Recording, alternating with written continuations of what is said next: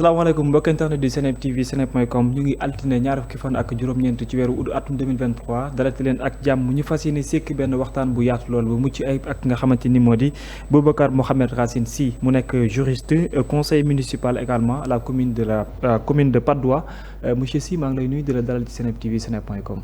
Bonjour monsieur Babacar Kébé maa ngi lay remercier ci invitation bi di ñaan yàlla waxtaan bi ñuy sekk jur jàmm amal njëriñ askan wi. voilà ci fàttali également moo toftal ci ne yow si jëm bopp aussi bindkat nga yaa ngi bind téere bi ñu duppee le Sénégal sous l'azur politique. tout à fait. voilà ndax mën nañu dooree ci li ni mel nga expliquer un peu askanu Sénégal bataaxal wala livre bi ni mel lan moo la juñ ba nga bind téere gi ni mel ak tamit duppee ko titre boobule. Merci beaucoup pour la question. Effectivement d'abord dama gëm ni un intellectuel dafay y réfléchir. bu réfléchir ba pare dafa war a bind. d'accord. Effectivement maa ngi delloo njukkal ci livre bi maa ngi siy delloo njukkal suma papa. bi génn àdduna au mois de mars 2023. tudd Mamadou Racine Sy Mamadou Racine Sy yar ñu ci gëstu. yar ñu ci contradiction débat contradictoire ñu doon ànd. lu bëre mu def ay doomam xarit nekkoon brillant intellectuel donc ñuy ànd. mu ñuy jàngal lu bëre ci àdduna. d'accord moom it bindkat la woon. ci loolu man it ma suivre ses pas di def ay chroniques suivant l'actualité politique. juridique donc di def ay chroniques au niveau de la presse Seneweb publié naa ci ba tàyyi. à un moment donné fallait formaliser. d'accord bind benn téere. voilà bi ma koy commencé bind paa bi mu ngi dund yàlla def après yàlla jëlee ko fi ma accéléré ko finir le projet rendre que ci hommage donc livre bi en réalité ci loolu la jóge. d'accord mais je peux dire que c'est le fruit d'une réflexion quand même assez soutenue et où j'ai voulu traiter de beaucoup de thématiques. Voilà ma gis da nga basé ko également ci ay thématiques yu bari loolu te wuute mu mel ni da nga ñëw wuy si contexte ak démarche boo xam ne Sénégal da koy faral di amal ci ay faits d'actualité yoo xam ne yu bari la est-ce que mën nga ñu dellu si waatal un peu par rapport à ces thématiques là et lan moo la gën a motiver ba nga accentuer ko ci thématique par thématique aussi. Bon pour dire vrai d'abord l'option stratégique que j'ai prise du moins. c'est que dama bëggoon njëkk def comme Sénégal dëkk la boo xam ni. les gens ils font beaucoup de la politique. D'accord. Je dis même d'ailleurs que ils parlent beaucoup de la politique. Je dis même que la politique en réalité c'est l'activité la plus permanente dans cette société. Par intermittence on peut parler de football parce qu'il y a la Coupe du Monde ou Coupe d'Afrique ou un événement quelconque.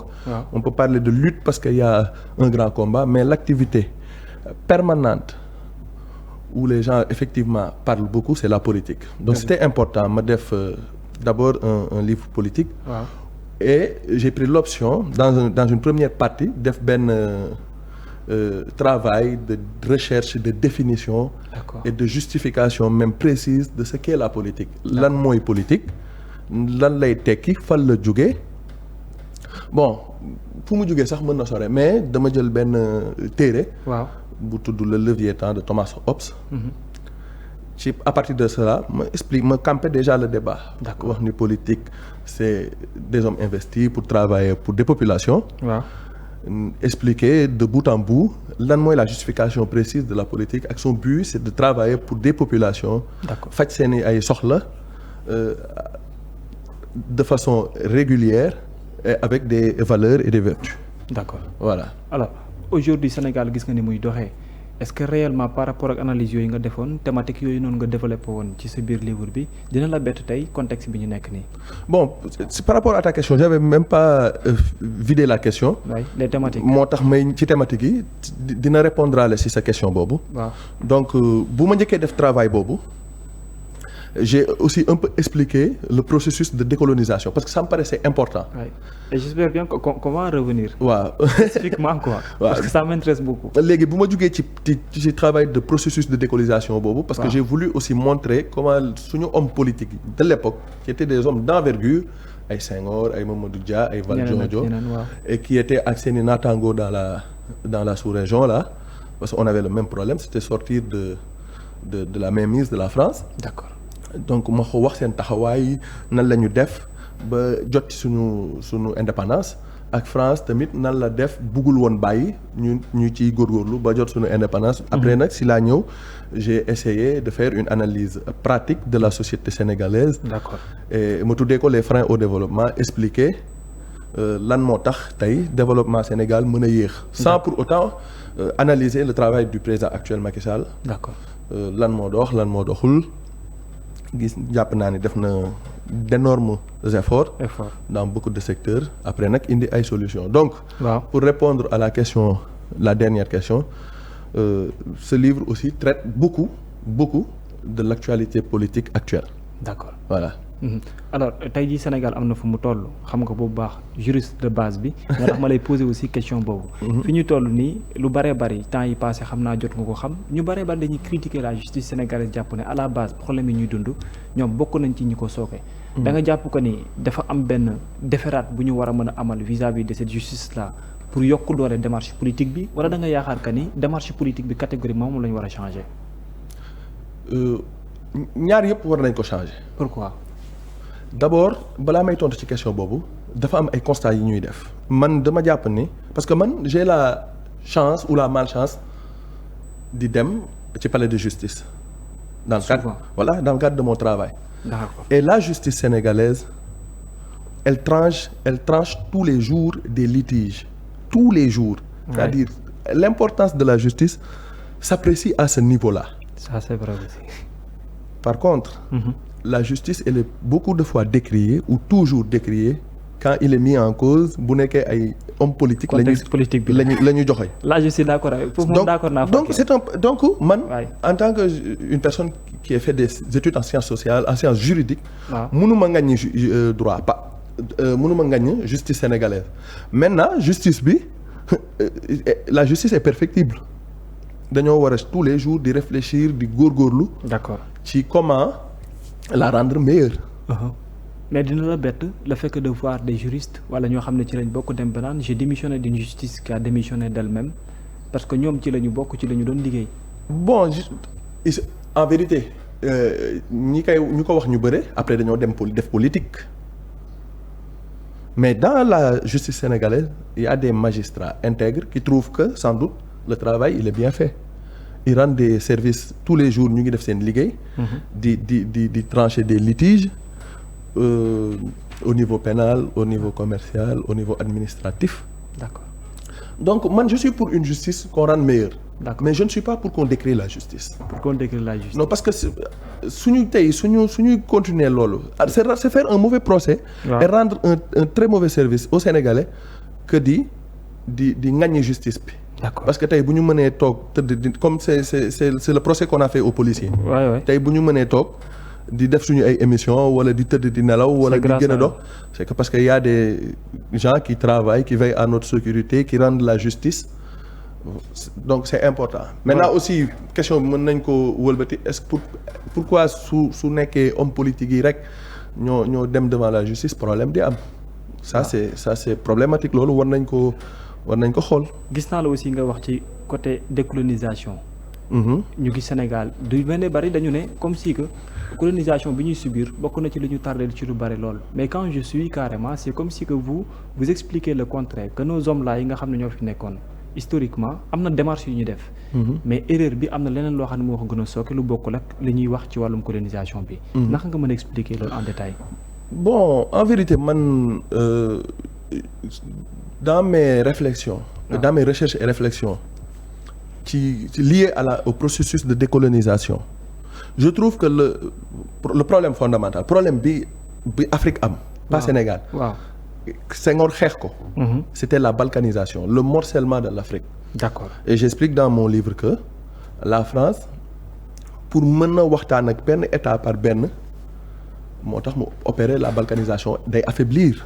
D'accord. Day affaiblir ces micro-états. D'accord. Loolu. c'est conséquences yi mooy daw ba tey. D'accord. Bu ñu regrouper woon tey on aurait un poids économique beaucoup plus fort on serait beaucoup plus fort militairement on serait beaucoup plus fort en définitive. Vous parlez de l'Union africaine. non Union africaine sax dafa xaw a gën a yaatu. une Afrique unie. mais non dans le cadre par exemple comme l'Europe. xam nga Europe dañoo dajaloo boole même si état bu nekk am na souveraineté mu ngi koy exercer. waaw mais am na fu mu yem. c'est vrai fii nii on a des micro états tey état yoo xam ni sociologiquement sax soo xoolee dëkk yi pratiquement ñoo xaw a ndiroo. d'accord donc moo tax may wax ni le problème fondamental à l'époque né de la balkanisation mooy conséquences yi la ñuy gis ba léegi mais pour revenir ci processus de décolonisation boobu aussi j'ai essayé de montrer la posture le rôle de nos hommes politiques parce qu'il y avait une longueur d'avance sur seeni naataango sur leur père de la sous-région.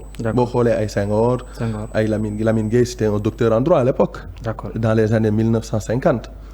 est-ce que c'est une personne qui boo xam ne da lay inspirer ci bonne démarche boo xamante ni réew du ko war a am wala nu ñuy construire li nga xamante ni moo di état wala démarche gouvernementale Senghor. Oui, Senghor c'est le père de la nation. C'est lui qui a on peut dire construit la nation sénégalaise, qui a bâti une administration. D'accord. Donc man à la base je suis senghorien, je ne m'en cache pas. Et je trouve que Senghor, il est plus ou moins un peu méconnu. Ouais. Malgré que les gens le connaissent bien, entendent son nom, on n'a pas... C'est comme s'il était sorti de l'imaginaire collectif. Senghor. Voilà. Pour moi. D'accord. Parce que quand on parle de Senghor, pour les plus jeunes, c'était quelqu'un pour la France. Mais moi qui ai eu la chance de revisiter un peu, de l'écouter, Senghor, il a toujours mis en avant la culture. Il a toujours mis en avant, il a dit, il faut s'enraciner sur sa culture, avant de s'ouvrir. Mais il y a certaines personnes yoo xam ne désolance bi foofu la ñëwee parce que dañoo jàpp que ni Senghor au lieu de venir en tant que président s'intéresser à l'essentiel de la construction d'un État ou bien d'un État fort, il est venu pour s'articuler sur des questions de culture, d'art et d'autres. Loolu bokk na ci li nga xam ne xaw na indi retard wala yow partagé avec. Non, je ne peux pas partager parce que man niñ ma yaree ci wutum xam-xam dama comprendre ni la construction d'un pays on l'a bâti sur la base d'une identité culturelle. Tey boo demee France wala nga dem ci yeneen dëkk seen dëkk yi ni ñuy dundee noonu la ñu bâtiree seen dëkk. ñun Sénégal malheureusement ce n'est pas de la faute de Senghor on est. Mais il en fait partie. Non Senghor parce que à la base c'est lui qui y était. Recommandation Senghor yi de s'enraciner déjà dans sa culture après de s'ouvrir loolu est-ce que nit ñi ñu ngi koy def mais pour revenir à ce que je disais. waaw c'est un paradoxe. Senghor c'est un homme de culture c'est un homme qui valorisait la culture négro-africaine et pourtant on parle de lui comme quelqu'un boo xamante ni comme koo xam ni il travaillait plus pour je ne pense pas comme ça. D'accord. Je pense que Senghor aujourd'hui il a beaucoup travaillé sur la base de notre identité culturelle. Il a bâti une nation. Il a bâti effectivement une administration très rigoureuse, solide, qui à l'époque répondait à sa réelle vocation. Ouais. Bon, donc je crois que Senghor, on doit l'apprendre davantage. D'accord. Et d'une manière autre pour que nous sachions en réalité le rôle de Senghor. Mais pour revenir à ce que je disais, si processus de décolonisation, Senghor, il s'est battu pour le non-morcellement de l'Afrique. D'accord. Donc lui, il avait compris. C'est pourquoi on se bat aujourd'hui pour une Afrique unifiée. Senghor, dans les années 1956. D'accord. Mais ce n'est pas que Senghor. Tous les hommes à l'époque, ils ont joué leur rôle pour que Sénégal am indépendance am. D'accord ñu dugg ci actualité nationale bi benn côté parce que aujourd'hui ñu ngi waajal des élections présidentielles mais jusque là même s'il y a des déclarations de candidats presque au nombre de 50 Sénégal dañu am problème pour mën a wax carrément que ni kii moom leer nañu ne candidat lay nekk. Contexte bi ñu toll nii ak ni élections yi jegee lan nga yaakaar ne moom moo indi problème boobu. Bon, il sera difficile de répondre à cette question. Ce qui est constant lu leer mooy déjà am na ay candidats au sein de l'opposition. Déclaré. Non, au sein de l'opposition am na ay candidats ay ñoom docteur Abdourahmane Diouf c'est des candidats. ñoom Thierno Alassane Sall c'est des candidats. ñoom Déthié Fall ce sont ñoom ñëpp ay candidats lañ. Khalifa Sall c'est un candidat déclaré. Donc dans l'opposition déjà on en a 4. Ça contredit le fait. Ousmane Sonko également. Oui, Ousmane Sonko présumé candidat. même si il a des problèmes avec la justice sénégalaise. soo ñëwee ci pouvoir bi moo am un petit problème parce que Macky Sall, le président de la République, a dit le 3 juin qu'il ne serait pas candidat. mu nekk une décision boo xam ni c'était assez légendaire, une décision importante. Vous saluez? Oui, déjà moi par exemple après l'avoir écouté, je fais partie des rares personnes yi nga xam ne déglu naa ko le 3 le 2 bu mu recevoir les maires, j'ai écrit sur un post Facebook pour dire qu'il ne sera pas candidat. D'accord. D'après mon analyse. D'accord. Donc le 3 juin man bettu ma woon. bettu ma woon. D'accord. Parce que il a quand même utilisé des mots qui montraient que du dem. D'accord. bu muy wax maire yi ku fi ñëw sur la base d'un décret mën na tas commune yëpp, tout ça il l'a dit. D'accord. Mais la décision est quand même légendaire. Est-ce que yaakaar on a des problèmes amuñu problème bu mag a mag bu ñëwee ba tollu ci élection yi fu mooy jege nii ba léegi on a du mal à savoir catégoriquement que ni côté camp présidentiel on peut avoir un candidat bu ñu xam déjà, parce que sur ce choix là dañu ne ñoom jox nañu feu vert le président même pour mu tànnal leen. Bon foofu c'est un peu problème, c'est un peu bizarre parce que dans le camp présidentiel dañoo jox carte blanche au président de la République. waaw Macky Sall. moom mu ëlbati ko waat ne kan moo bëgg a bokk. non moom ñu ne ko tànnal candidat. waaw parce que vu son expérience, vu le travail qu'il a abattu, un travail grandiose, et meilleur vu la décision de renonciation personnelle qu'il a prise la veille. Donc gars yi ñoom ñu ne effectivement président Macky Sall il peut choisir le candidat.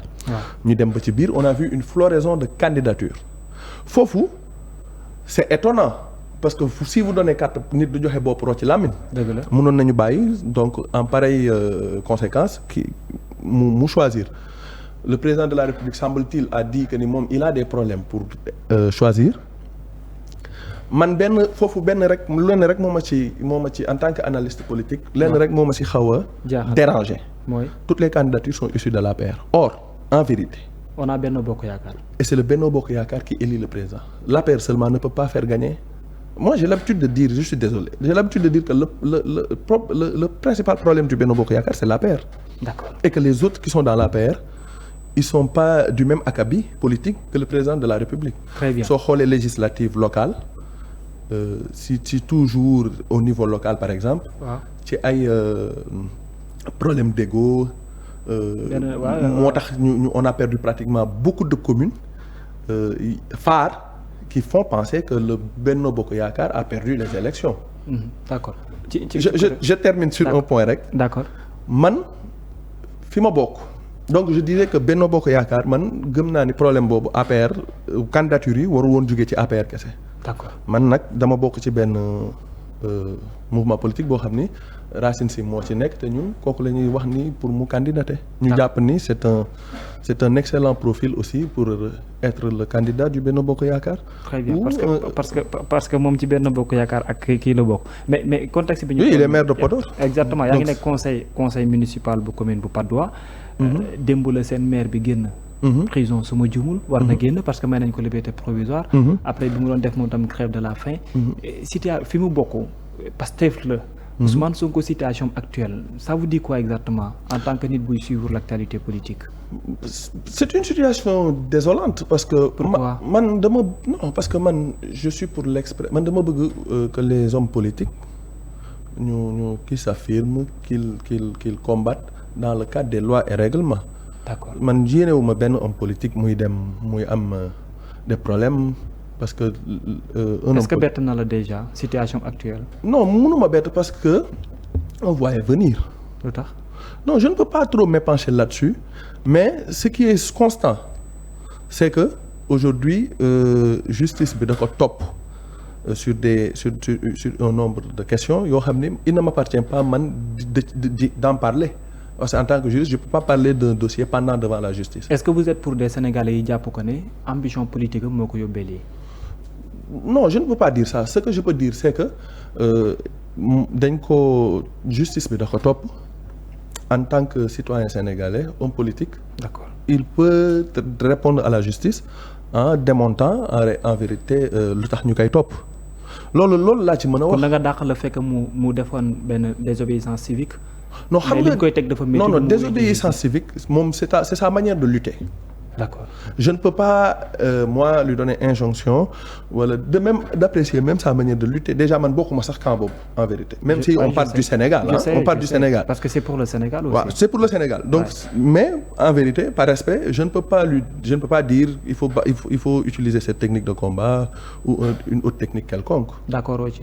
Non mënuma ci d'accord wala d'accord si parce que c'est eux ils ont des penseurs moom kilifa la xam na bu baax lu muy def. Alors les grèves de la faim bi mu entamé nii depuis son arrestation bien sa détention en prison vous pensez que c'est une bonne idée.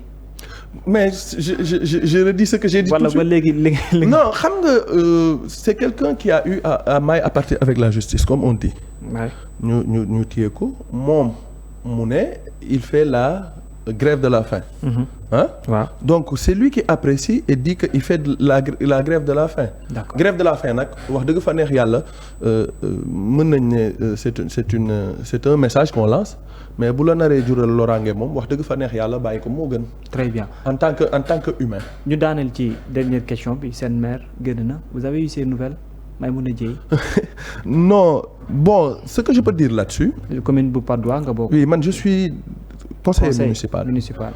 Et moi je fais de la politique je ne fais pas de l'animosité politique déjà le 4 bi ñu ko jàppee je n'étais même pas à Dakar j'ai fait un post pour manifester votre mécontentement. Non pas manifester mon mécontentement je suis un humain je ne peux pas être insensible au malheur qui frappe une personne. D'accord. Koo xam ne dañ ko jàpp j'ai rappelé être son opposant parce que dafa def moom projet indi ko ñun ñu def projet indi ko les populations l'ont choisi man ma gëm ni ci politique quand on te choisit pas tu te poses de façon républicaine et démocratique républicaine en critiquant et en saluant quand c'est bien fait. De manière objective. De manière objective.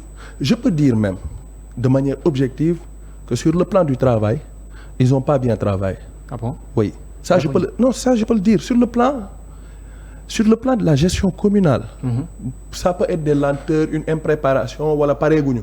Je trouve que ñun sunu candidat qui était Banda Diop était meilleur comme je trouve que Racine Sy aujourd'hui il est le meilleur candidat pour certainement. D'accord. Voilà mais sur le plan de la détention carcérale man mënuma ci kontaan. Vous n'avez pas eu ces nouvelles depuis démb? Non je n'ai pas eu ces nouvelles mais j'ai été content quand même qu'elle soit élargie. Parce que dafa feebar comme génne nañ ko mu faju di ko ñaanal yàlla di ñaan yàlla tamit luñ koy tuumal loxoom bu mu si dugg. di nga dem seeti ko. Non on a passé rapport. amuleen relation yooyu. Non on a passé je le dis ouvertement on a des rapports de collaborateurs. Tout court. Maire la non. Conseil municipal. Je suis conseiller municipal elle est l'exécutif local. D'accord. Ce que j'ai à dire je le dis au niveau du conseil municipal plein de fois elle a proposé des choses man ma voté ko. Parce que je trouve que c'est bien pour la population locale. D'accord. Mais man bu awma numéro moom amul sama numéro bu mu nekkee maire ba léegi quand on se voit néanmoins on se salue parce que je lui dois respect mag la d'abord. Donc loolu laa mën a wax. mais te ñaar yéenewuma ko aussi lu bon dal ko daal. Alors Boubacar Mohamed Racine Sy maa ngi lay jaajëfal amoon mbégte. Mais c'est moi qui remercie. Le temps a été relativement court mais je crois que on a parlé de thématiques assez intéressantes. waaw di la remercier vraiment. Et gis naa aussi courtoisie bi ma recevoir et tout. loolu ñoo ko bokk. kontaan naa si loolu. di la sant bu baax a baax a baax. jërëjëf di jaajëfal ñëpp ñi nga xam ne ñu doon teewlu ci fàttali muy nekk conseil municipal commune bu Patte d'Oie bind également téere bu ñu duppee Sénégal sous l'azur politique nekk koo xam ne également day gëstu ci lu bari lool mais tamit nekk soppi Léopold Sédar Senghor premier président de la République du Sénégal. jaajëfal Aliou Ba ak Medoune Fall ak Mati ñi nga xam ñoo nekkoon ci wàllum technique bi jox leen dig daje ci kanam tuuti seen émission tolluwaay jërë ngeen jëf.